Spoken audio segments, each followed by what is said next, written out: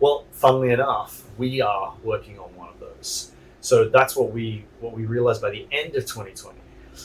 At the beginning of 2020, we were developing a platform that essentially enhanced things like On24, Zoom, which are more webinar or video conferencing.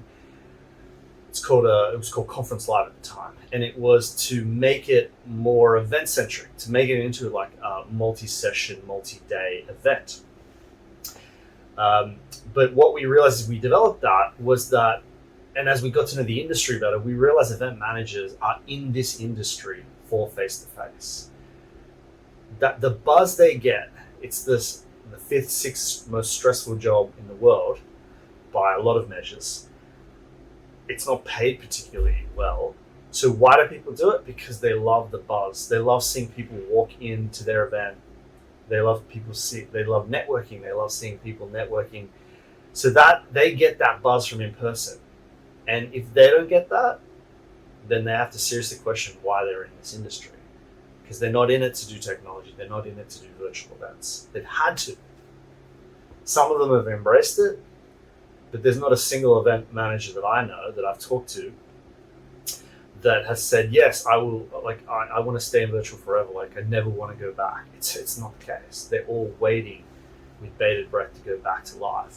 So we only realized that by the end of 2020. So we only realized that event managers, event professionals want to go back to live. That's why they got into the industry. So that's when we changed our thinking and we spun off a company called Stagey, whose sole purpose is to help event professionals go back to live. It's not just a product, it's like what that company does. That's our mission there. That's our cause. Because we believe that live in-person events is beneficial to humanity.